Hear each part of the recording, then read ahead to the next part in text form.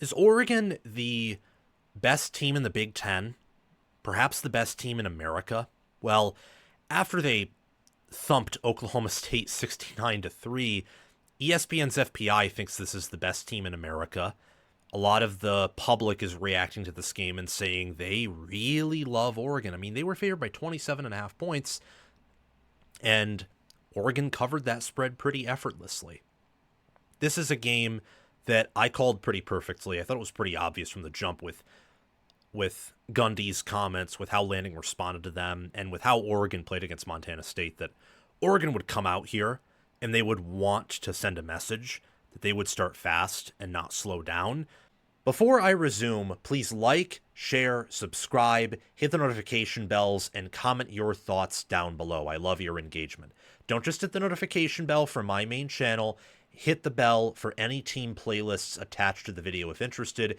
If your team is not there or you're not interested, please navigate to my home channel page. Check out the playlists tab. Your team will be there if it's a Power 4 team.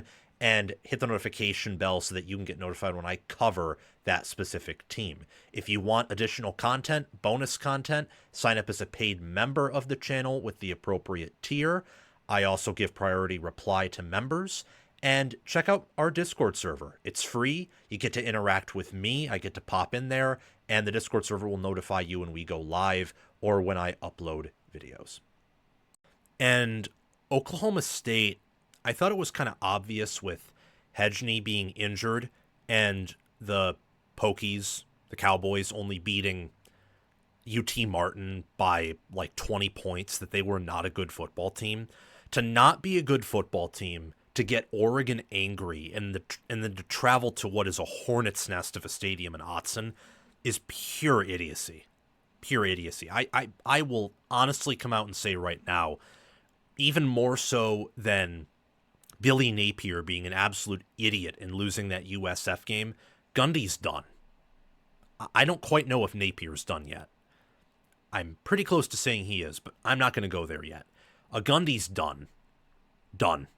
You cannot recover from that. It'd be one thing if they had Hedgney and got him back pretty quickly.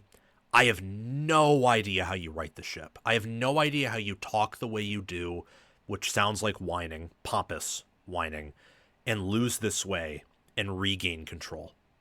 No idea how you do that. Oregon could have made this final score 100-0. 100-0. If they wanted to. They didn't. They called off the Dogs eventually. But they could have made it 100-0 pretty effortlessly if they wanted. Look, Oregon didn't win the TOP battle. They didn't. And they only had one more play, and yet they won by 66.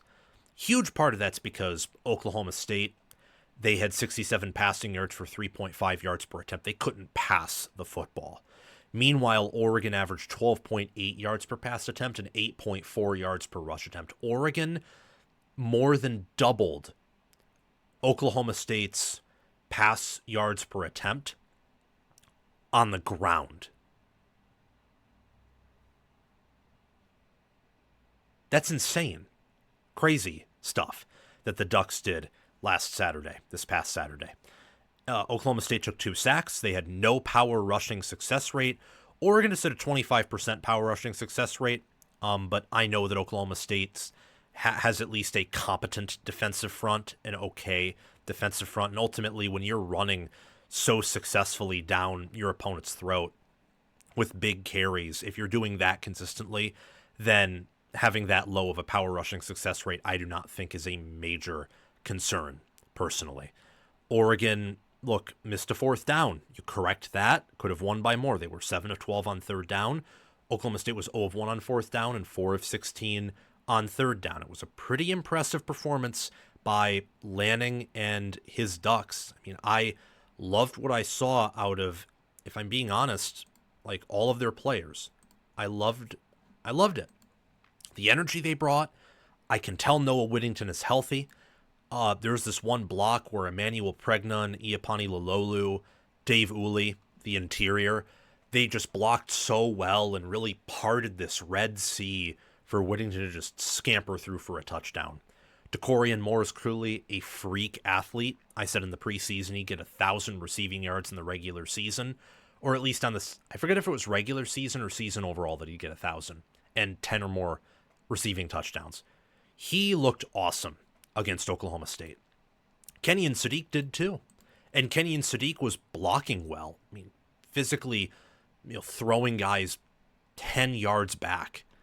And I'm telling you, this Ducks team, I said it in the preseason, and I was not someone who thought Oregon should have been a national title favorite, but I said that people were overlooking Oregon. I said that. You can check on several videos. Oregon was probably one of, if not perhaps the most underestimated team in the preseason. And they're coming through, and they're playing with their hair on fire. They really are. I mean, they have some things to work out. They're not this perfect team. Like, special teams wasn't all that good in this matchup. They missed a field goal, averaged fewer than 40 yards per punt attempt. They only had 4 TFLs against a pretty bad Oklahoma State offensive line, but they performed well overall. I mean, when you win 69-3, there is not much to complain about here. And Brycen Moore, he had 69 receiving yards for a touchdown. Malik Benson, transfer from Florida State, has been developed rather phenomenally. Gary Bryant Jr. had a receiving touchdown. Jeremiah McClellan, redshirt freshman wide receiver for the Ducks, he had 76 receiving yards in this game. And we know Sadiq is a freak. Jamari Johnson had things to show off. And Oregon had 12 different rushers. 12 of them. Whittington, Jaden Lamar, Mekhi Hughes. They showcased Jay Harris a bit there, running back. I mean, they're deep, they're talented, they're well coached, well developed. I mean, that defense ate up Oklahoma State. Ate them up. You had backups playing in this game, like Peyton Woodyard getting a pick six, Jerry Mixon getting a pick six. Those were backups, by the way. Kingston Lopa, backup. He had a really nice, hard-hitting tackle later in the matchup. There's just so much to love about this Oregon team, and that's why I wanted to highlight all of those different players. They blew out Oklahoma State like it was nothing. Absolutely nothing. However, I do want to finish out with some takeaways about each of these teams, and I want to be a little bit more measured in this segment. So, Mike Gundy, this is the part where I won't be measured. He's done. I don't really want to talk about Oklahoma State more than that. You can't show up that way, especially with how you looked in week 1 with your starting quarterback now dinged up. You can't do that. Can't do it, man. For Oregon, are they the number 1 team? Well, on that front, I don't exactly know. I don't. Oklahoma State's pretty bad, and Montana State's an FCS school. So even though analytically you look really good, Oregon has not played anyone who can compete with them or come close to competing with them roster-wise. I will say, I know for a fact Oregon's more athletic than they were in 2024. Dante Moore clearly is a stud.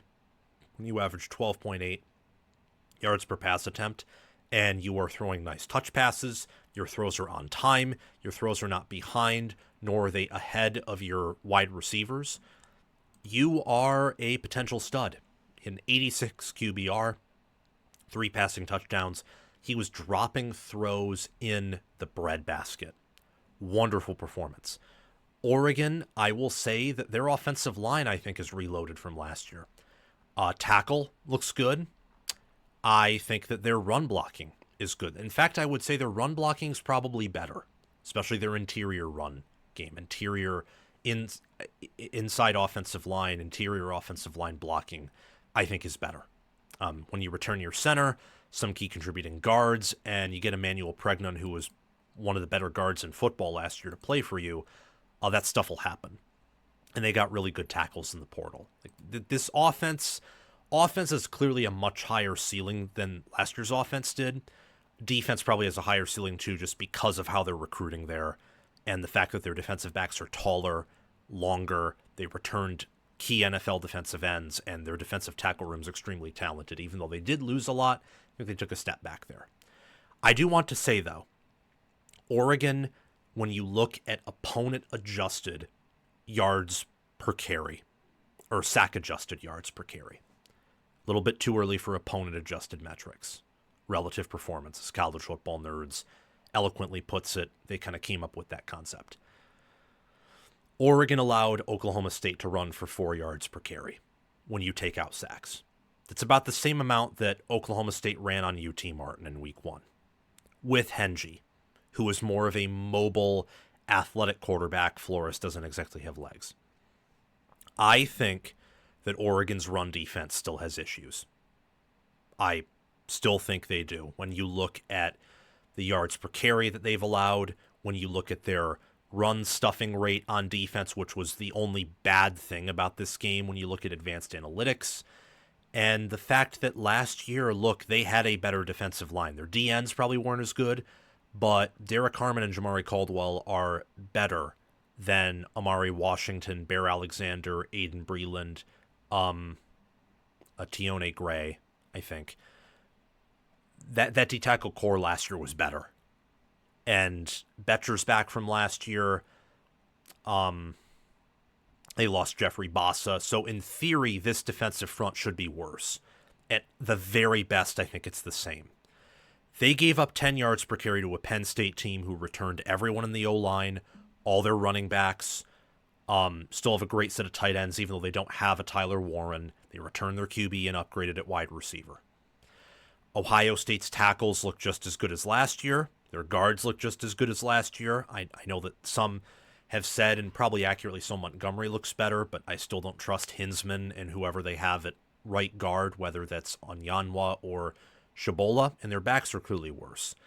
But Ohio State, when their tackle didn't go down middle of the game, and especially Penn State, who's the best team in the Big Ten, I think by a mile at running the ball in terms of just straight up, we're going to force the run on you and you can't do anything to stop it. USC might be better schematically, but it's very early to tell. Riley's just a genius when it comes to scheming the run. Can you stop them? Can you stop those rushing attacks? And I don't know the answer to that right now, if I'm being honest. I think it's very early to tell. And that's where I'm going to say, throwing some caution at you guys, Oregon can be the number 1 team in CFB. They are that good. I've thought that way in the preseason, even when many said they didn't know or think that Oregon could win a title. I said, yeah, they can. Lanning's an elite coach with an elite staff, and they have the necessary talent. But these questions that we had in the preseason about them have not been answered yet, outside of maybe is quarterback play really good? And I always thought that Moore was at least going to be a Dylan Gabriel level quarterback. It just never made sense to really peg him below that. So some of the other questions outside of quarterback that I had as someone who's high on Moore, both Moores, Dante Moore and DeCorian Moore, I'm waiting to be answered. So pump the brakes a little bit and at the same time be really, really excited. I'm pumped to see Oregon take on Penn State in week 5. That's going to be a phenomenal game. Could be the game of the year. We'll see how the Ducks do, but I'm very high on their future, very optimistic on what this team can do. As for Oklahoma State, you're dead, and that's very sad because I think there is a lot to Oklahoma State's program and more than most people realize. Thank you so much for watching College Football with Sam. Remember to like, share, subscribe, hit the notification bells, and comment your thoughts down below. Again, for the notification bells, don't just hit the bell for my main channel, hit it for any team playlists attached, or if you're not interested in those teams, navigate to my channel homepage, to the playlists tab. There will be a playlist for your favorite team if it's a Power 4 team. Hit the notification bell for that playlist so you can get notified when I mention them or talk about the conference broadly that they reside in. If you want bonus content, sign up as a paid member. And our Discord server is totally free. You get to interact with me and several other diehard football fans in there. So do those things. Most of them are free. And if you want to go the extra mile, there's always the Patreon page and YouTube memberships.